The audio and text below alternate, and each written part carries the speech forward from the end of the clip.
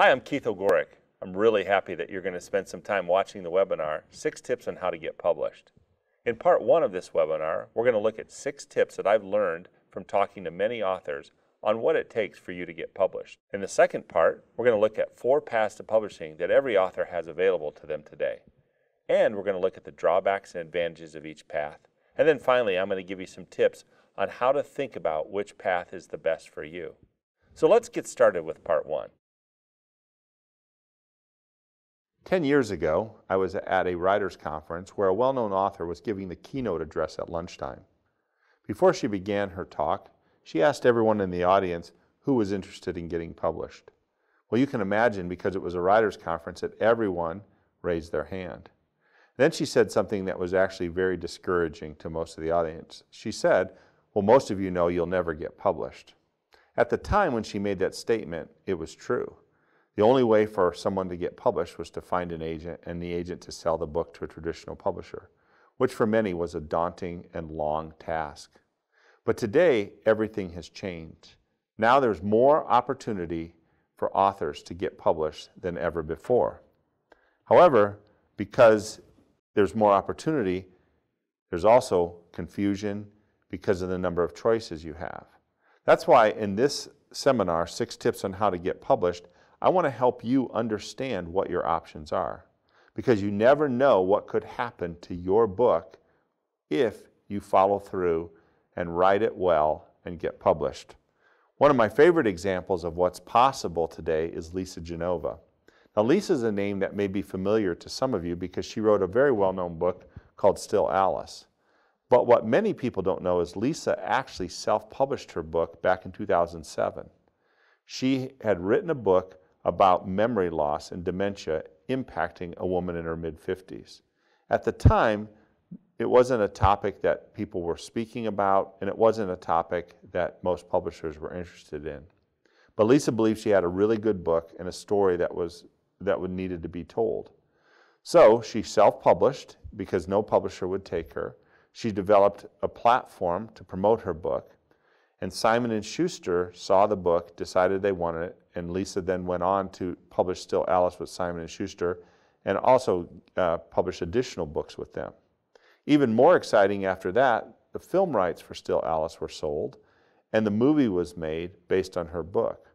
2 years ago, Julianne Moore was nominated and won the Oscar for Best Actress for her portrayal of Alice in the movie Still Alice. And she stood on the stage the night of the Oscars and thanked Lisa for writing the book Still Alice. Now, I'm not saying if you publish that your book will do as well as Lisa Genova's book did, or that your book will end up being made into a movie. But what I am saying is that if you publish, you never know what could happen to your book. And this is the best time in history to be an author. So in our time together in these seminars, I want to share with you 6 tips on what it takes to be ready to publish. And in the second part, I'm going to identify the 4 paths to publishing that are available to you today, the advantages and drawbacks of each path, and how to choose the best path for your publishing journey. Now, one of the key questions I always try and answer is, why do some people publish and others do not? Having an idea for a book is really easy. Starting to write a book is easy, but writing to the finish is one of the most difficult things most people will ever do. So why is it that some people actually can become a published author? Well, I myself have authored 3 books, and more importantly, in the role I have as a marketing director, I've had hundreds, if not thousands, of conversations with authors. And from those 2 experiences, I've identified 6 common characteristics of writers who actually go from manuscript to finished book and impacting people with their writing. So let's look at those 6 tips. The first is, set a date when you want to hold a copy of your book. It may be an artificial deadline. You may just need to pick a date out in the future when you want to have your books done. But for many people, it's usually more effective if they tie it around a particular event. You may have a speaking engagement or a holiday. Or one of my favorite examples is an author I know who decided he wanted to give everyone who attended his 50th birthday party a copy of his book. So he picked a date and worked towards that end. And with that date in mind, the second tip I would give you is you need to create a timeline to help you get there. Now that means you need to work with someone who can set key milestones for what steps you need to take to finish your book. When does your manuscript need to be complete? How much time do you need to give for editing? When do you submit your book for design? And how much time do you need to give for revisions and printing if you're doing a print book? Those are key milestones that you need to use to measure your progress along the path. But it starts with setting a date and working backwards. So those are two of the tips. The next two are determine the best time for you to write and block that time on the calendar. What do I mean by that? Well, I've had conversations, as I said, with hundreds of authors. And what I've come to see in my own life as a writer and in the life of many authors is there is one time during the day when they're more effective writing than others. I remember the first time I was thinking of this as a possibility. I was having lunch with an author that I know who actually has authored more than 22 books, and her husband.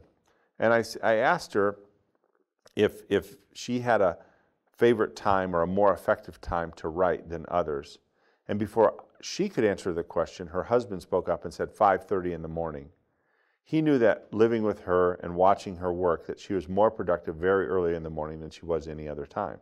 And so she made an appointment on her calendar and set that as a time for her to write. If you roll forward about 4 or 5 years, I was again testing this theory on someone. In this case, the author was male.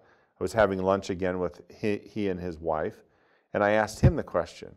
And before he could answer, she said 10:30 at night right before he goes to bed. So it was interesting that in both cases, their spouses could identify and answer the question for them, even though the times was different. It doesn't matter what time it is. What does matter is that you commit yourself to writing during that time. So that's the third tip. The fourth tip is to make yourself accountable to someone. This seems like a very simple thing, but it's actually very important. If you think about any goal you want to accomplish, it's always much easier if you have someone to hold you accountable, whether it's a support group or whether it's a running buddy or someone like that.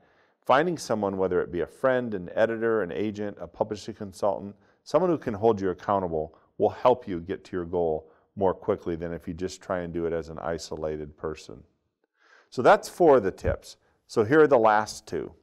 Number 5, start planning your promotion before you finish your manuscript.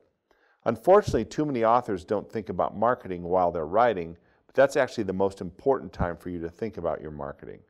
First thing you should do is describe your audience. That's one of the key things to creating an effective promotional plan for a book. Figure out how you're going to reach them and decide what help you will need. Understanding who your audience is will help you decide what's the most effective way to promote your book once you are finished with it. One of my favorite examples is an author that I know who actually has written 2 books now around Irish history. They're fictional accounts, but they're books that she now takes to Irish festivals around the country and promotes. And she has found a great audience amongst that group. That's a great example of someone who understands her audience and does something about it. The last thing I would tell you, and this is a tip that I give to authors and the one that I hear the most about, is plan an event to celebrate the publication of your book. I can't tell you how many times I get emails from authors to thank me for suggesting that they held an event to celebrate their book. Book launch events are a key motivator to getting things done. Now, you can always do it at a bookstore, but I would encourage you to be more creative than that.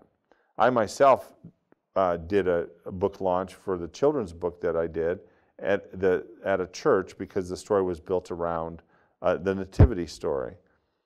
I know of a woman who actually wrote a book, and it was based in her hometown and included many of the things that she had seen growing up as part of the description in the book. One of the things she did is she included a restaurant, a local diner, and that's where she did her book launch event. The owner of the diner was so taken with it that my understanding is there's now a menu item named after her book at the diner, and he sells the books at the cash register. So if you think about ways that your book can connect with audiences, you will find an interesting way to do an event. Well, that concludes part 1. In part 2 of this webinar, we're going to look at the 4 paths to publishing available to every author today. We're going to explore the advantages and drawbacks of each path, and we're going to look at some clues that can help you decide which path is best for you.